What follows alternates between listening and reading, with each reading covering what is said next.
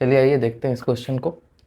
ये actually Gauss law का ही application है, उसी की हेल्प से हम लोग इसको सॉल्व करेंगे। क्वेश्चन में हमसे क्या पूछा गया है, the electric field component of the following figure are E x equal to alpha x E y E z equal to 0 where alpha equal to 400 newton per coulomb per metre. Find the electric field flux through the cube and charge within the cube. ठीक, चलिए देखते हैं। तो हमें क्या दिया गया है, हमें दिया गया है इलेक्ट्रिक फील्ड की डेफिनेशन। ये जो इलेक्ट्रिक फील्ड की डेफिनेशन है, ये देखिए, ये वेरिएबल है और ये एक्स पे डिपेंड करती है। और electric field along Y and electric field along Z, ये दोनों जीरो है। तो यानी इलेक्ट्रिक फील्ड सिर्फ और सिर्फ कहाँ है, आपके एक्स एक्सिस पे है। ठीक, और ये इलेक्ट्रिक फील्ड जो है वो पॉजिटिव है, यानी इस डायरेक्शन में है, और इसकी जो वैल्यू है वो कितनी है, वो है अल्फा एक्स के बराबर। यानी ये इलेक्ट्रिक फील्ड जो है ये एक्स के ऊपर डिपेंड करती है। ठीक, तो अगर मैं इसकी बात करूं तो इसके पास ये क्यूब है, तो क्यूब के पास टोटल कितने सरफेस होते हैं, 6। ये सरफेस और ये सरफेस, ये दोनों सरफेस जो है वो एक्स एक्सिस के अलोंग है। यानी जो इलेक्ट्रिक फील्ड की लाइंस होगी, यानी जो इलेक्ट्रिक फील्ड लाइंस होगी वो इस सरफेस को इस तरीके से काटेंगे। ठीक, और बाकी के सरफेसेस के साथ वो इंटरैक्ट नहीं करेंगी। ठीक है, अगर मैं इस सरफेस की बात करूं, इस वाले और इस वाले, तो इस सरफेस पे जो एरिया वेक्टर है वो फिर से आउटवर्ड परपेंडिकुलर, और इस वाले पे फिर से आउटवर्ड परपेंडिकुलर। ठीक, यहां पे जो इलेक्ट्रिक फील्ड और एरिया वेक्टर के बीच का जो एंगल है ये कितना है, ये फिर से 0 डिग्री है, तो ये हो जाएगा ई डी ए कॉस 0। और इस केस में ये हो जाएगा, या इस सरफेस के लिए जो थीटा है वो है 180 डिग्री, और इस सरफेस के लिए जो थीटा है वो है 0 डिग्री। थीटा क्या है, थीटा है आपका इलेक्ट्रिक फील्ड और एरिया वेक्टर के बीच का एंगल। ठीक, तो अगर मैं नेट फ्लक्स फाइंड करूं दोनों की वजह से, तो नेट फ्लक्स जो होगा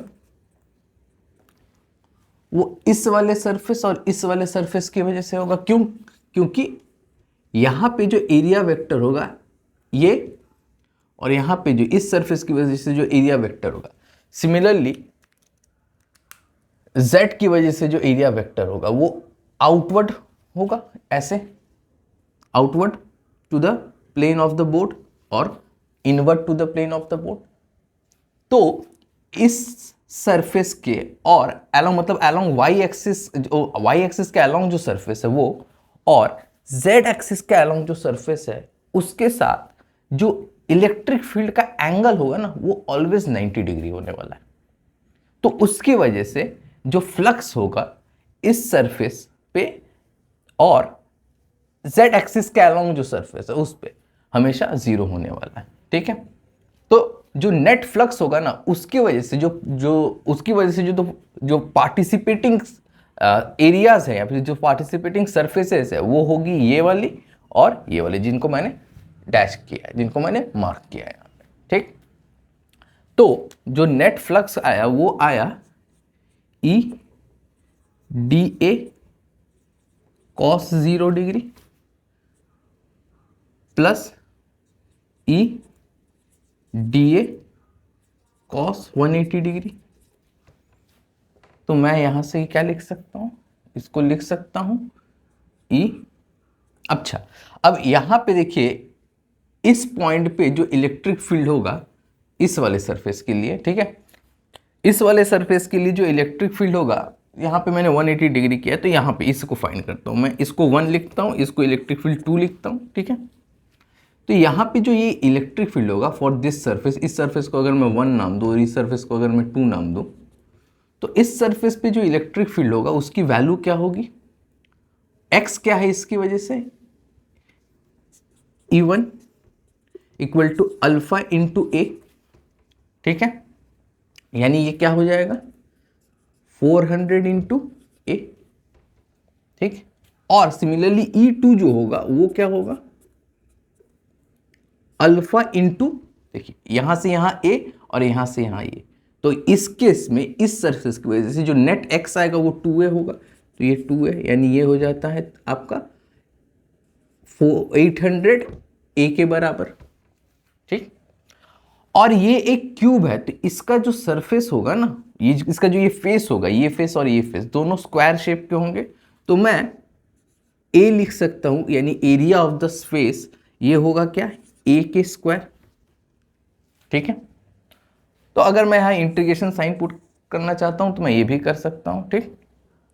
तो इंटीग्रेशन पुट करने से क्या होगा, ये जो छोटे छोटे एलिमेंट्स हम लोगों ने एज्यूम किए ना, इन सबके समेशन करके फाइनली आएगा हमारे पास ये टोटल सरफेस ही, ठीक है, जो ए स्क्वायर के बराबर है। तो E2 की वैल्यू क्या है, यहां पे E2 की वैल्यू क्या है हमारे पास 800, दैट इज 800 ए, और एरिया क्या है हमारे पास, नेट एरिया जो होगी वो होगी ए स्क्वायर, ठीक है। और यहां से ये माइनस हो जाएगा क्योंकि इसकी वैल्यू होती है -1 और cos 0 की वैल्यू होती है +1, तो ये माइनस यहाँ आके ये माइनस हो जाएगा और ये हो जाएगा 400 ए इंटू ए स्क्वायर। तो यहाँ से मैं अगर ए क्यूब को कॉमन ले लूँ तो ये हो गया 800 minus 400 into A cube, that is 400 into 0.1, ए की वैल्यू यहाँ पे दी हुई है 0.1 का होल क्यूब, ठीक है। इसको सॉल्व करेंगे तो जो वैल्यू आएगी वो आएगी 0.4 न्यूटन मीटर स्क्वायर पर कूलम, ठीक है। तो ये हो गया net flux due to this cube. अब अगर हमें Q in that is net charge पता करना है तो हम ये फॉर्मूला यूज कर सकते हैं, देखिए। तो यहां से इसका क्रॉस मल्टीप्लाई करेंगे, Q in equal to 5 into epsilon nought, 5 कितना आया 0.4 इंटू एप्सिलॉन नॉट की वैल्यू होती है 8.85 इंटू 10⁻⁻12, और इसको अगर हम सॉल्व करते हैं तो सॉल्व करने के बाद ये आता है 3.45 इंटू 10⁻⁻12 कूलम के बराबर, दैट्स इट। एक बार ठीक से देख लीजिए इस सॉल्यूशन को।